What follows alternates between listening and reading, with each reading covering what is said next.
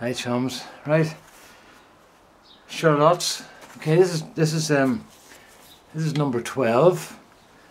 And that was 2 large Charlottes. As you can see there, I can't see the screen because it's so bright here.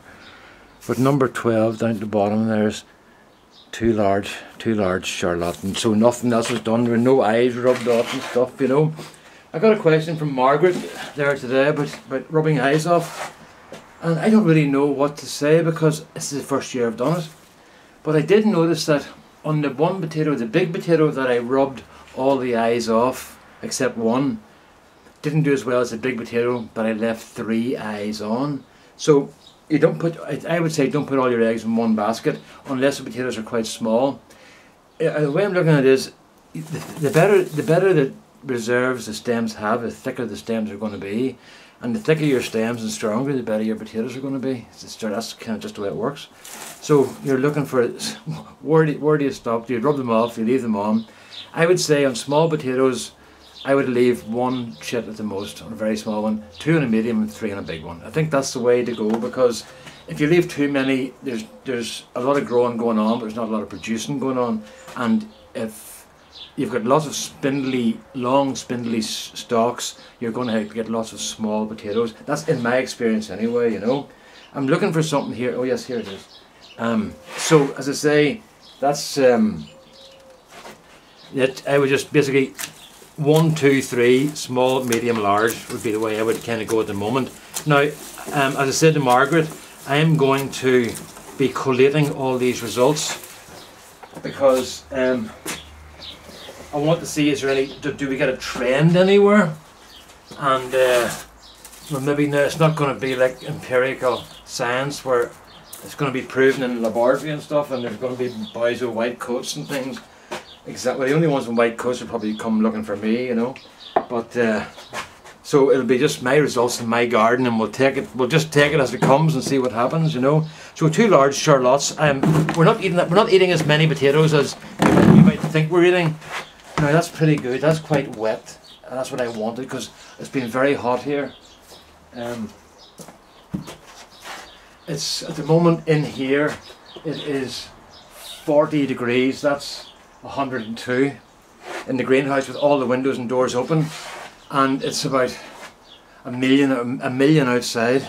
It's about 27 outside, and there's a wee bit of wind, thank goodness. But you know, we Irish people aren't designed for this sort of weather. You know, we just look at our skin, and you know we're not supposed to go out in the sun ever. So I was driving into town there now. I went to see my mother. I don't know how this is going to go because I'm going to do a bit of talking here, but I don't know where it's going to end up, okay?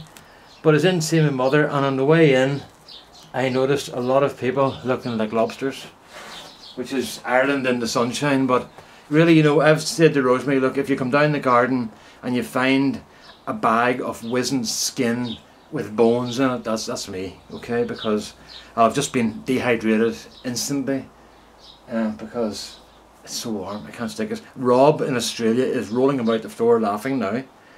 So what are we going to do? We're going to go and look for the piggin first, aren't we? Because I haven't got my piggin here. So give me a wee second, just, I'll be back.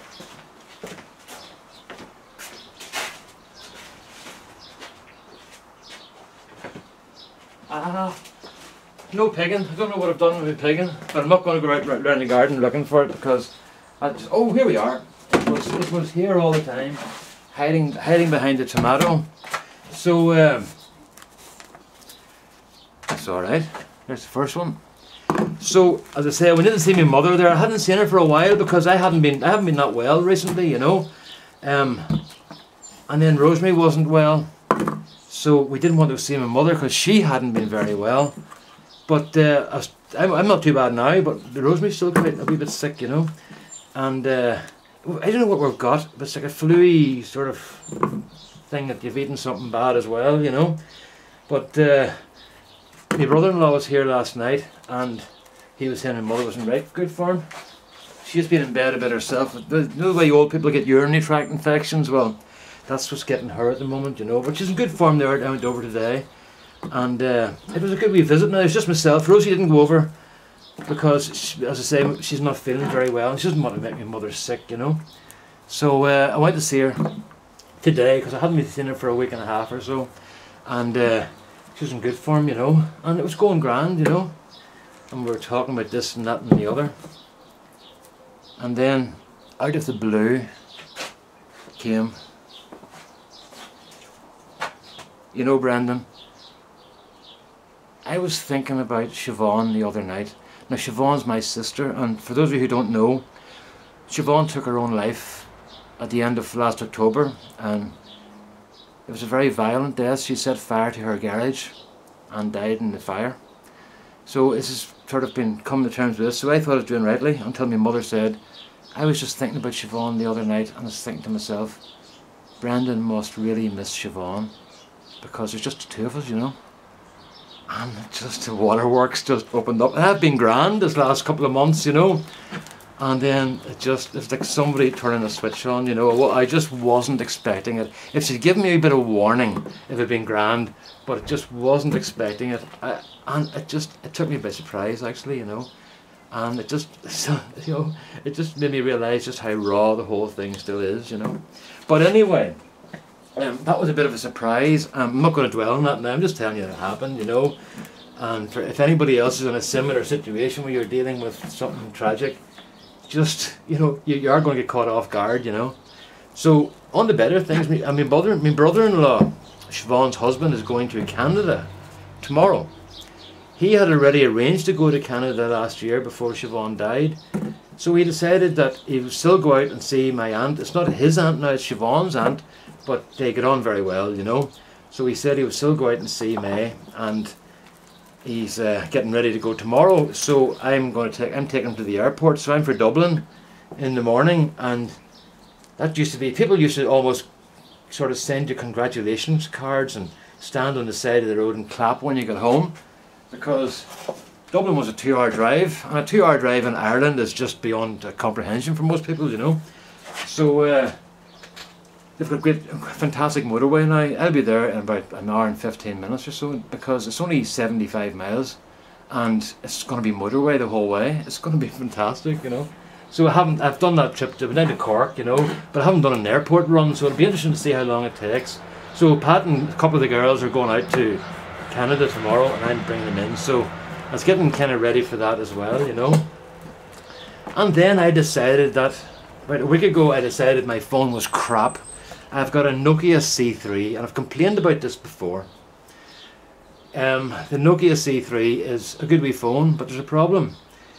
When Nokia went down, it was in Sweden, as we know, and then they moved to India, and the programmers there reprogrammed a lot of the sequences, but they changed them. So I go to send an email now, or a message, and I go through the whole thing for setting it up, end up playing Angry Birds, you know, which I don't like, or end up listening to the radio, and it's just this.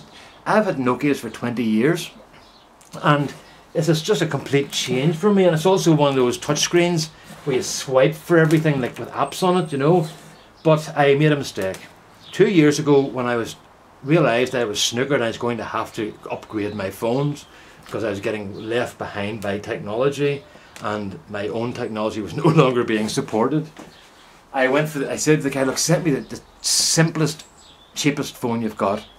And it wasn't an attempt to save money. My theory was, if he sends me the cheapest phone, I'll get the least technological phone. But it turned out it was a bit more advanced than I thought it was, but I don't like the sequencing. So my friends have got these Samsung Galaxies, and that's like a huge step up for me. But I did my research and stuff, and for an extra £10 a month, I got myself a Samsung S4 Mini with 4 gigabytes of downloading stuff, unlimited minutes and unlimited texts. People say, yeah, I get 300 free minutes and 500 free texts. You don't get 300 free minutes and 500 free texts. You pay for 300 minutes and 300 texts as part of your contract. That is your limit, and then you get penalised for going over that. You're getting nothing for free. Everything on your phone is being paid for. So when you look at your free minutes and your free this, and you're paying for it, right? So anyway, decided I would talk to a machine. So I got onto my provider, T-Mobile, and I got hooked up with a lady called Rebecca. And Rebecca was very gentle and very patient, because I'm not what you would call the greatest texter in the world. And at the end of the conversation, Rebecca had sold two S4 minis, and she was very happy, and I was very happy. I went for the mini because the screen was not that much smaller than the S4, but it was a lot easier put in your pocket and stuff like that. And I read a lot of reviews. Well, I did my homework, and the reviews were saying this is a really good phone because it's not hard to get into your pocket, and it tends to fit in places where you carry phones. Whereas some of these new tablet type phones, almost, they're so big you need to have an extra case to carry them in, like a briefcase. So I didn't want that. But the way I looked at it was, the screen is going to be 3 times bigger than the screen on my phone now, or maybe more, maybe 4 times bigger almost. By 3.5, I think I worked it out. So it's going to be a big screen for me compared to what I've had. And if I don't like it, well, I can put up with it until such times as they bring out another one and I decide to go for a bigger phone. But I don't think I will, because when I drew them, oh, this is me doing my research. When I drew out drawings, like the full-size drawings of the dimensions, I realised that the S4 was really like 137 millimeters. Like that's huge. That's 5 inches, you know.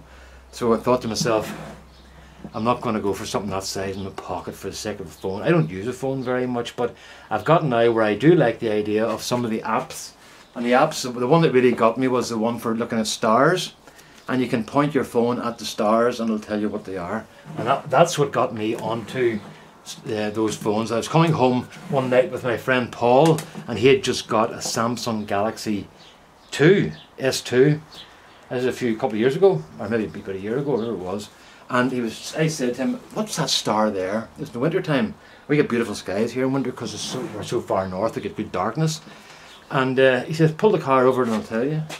So we pulled over and we got out, and he lifted the phone and hit a couple of buttons and held it up, and there was all the names of the constellations and the stars. And I thought, I want one of those, you know. That's what got me onto these new phones. So as I say, the deal's done. 2 phones, and okay, I'm paying about twice as much for my phone now as I was paying, but I don't mind because I've used all my life. I've had crappy phones because I was kind of scared to invest in one because I'd lose it or something. So I thought to myself, look, catch yourself on, Brenton, just get the one you want.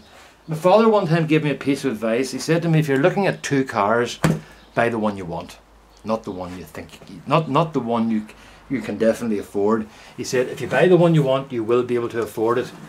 But he said, if you don't buy the one you want, and you buy the one you think you can afford better, you're going to drive out regretting the fact you bought it. And he was right. And I've applied that to lots of things to see what I'm going to buy. And it does work out always for me. There's another good test I was told. If you can't decide between 2 things, get a coin and toss it. And before the coin hits the floor, you'll know which one you want. So I do that too sometimes. So there you go, folks, that's it done. So I've got my new phones coming on Monday, and that'll be a whole drama session then, because I'll be screeching about not being able to use it, and this thing's bloody stupid, and who the hell wants one of these things anyway, you know. Right, so this was 2 large Charlottes. So that's what we've got. That's not bad. I'm going to guess £4 I'm going to guess. No, I'm not going to guess. I'm going to go for £4, alright? £4. So I've got my little bag. So as I say, 2 new phones. My mum's doing grand. She's great.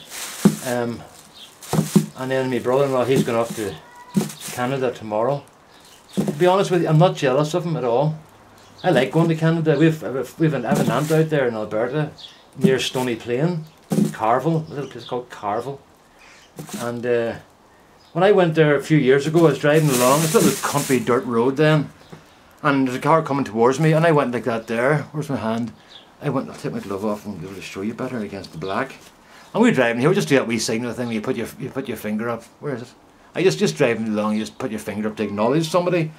And the fellow with me said, what are you doing? I said, I'm just sort of acknowledging that guy, saying hello. And he says, Brent, don't do that. Tell people to freak out. You leave people alone. You don't invade people's personal space here. No, all right, whatever you say. So for the rest of the time I was there, everywhere I went I was driving along like it's here in the countryside. Waiting. See, when I left 6 weeks later, everybody was doing this, you know. So only for me that whole part of Canada would be chaos and destruction. But they all love each other now. So there we go. Now where are we at now? Get those little boys out because I don't want those. I'm not weighing them, I'm just getting them out of the compost. Right now, this is another. We're doing a slight turnaround here. I'm going to move this here because you know what it is. I have to move. Oh right, that's the easiest thing to do is just take this out because I can't get round the back.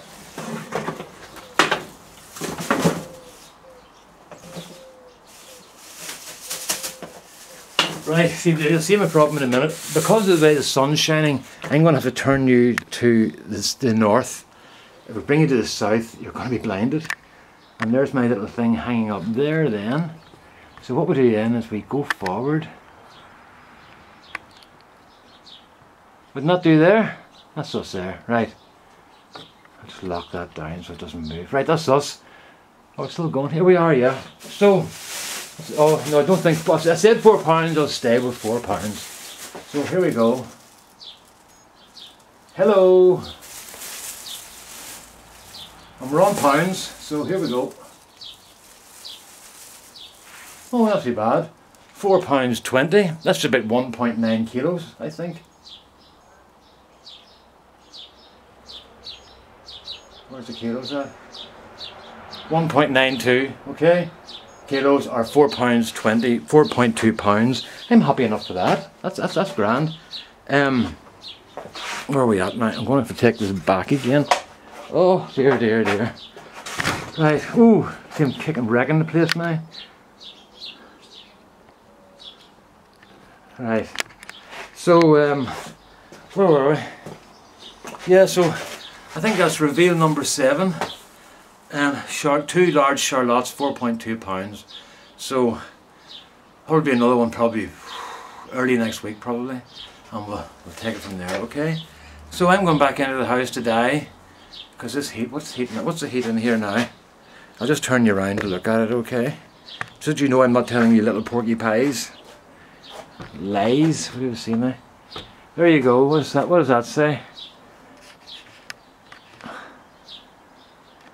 I don't know if you can read that or not. It's 38, just over 100.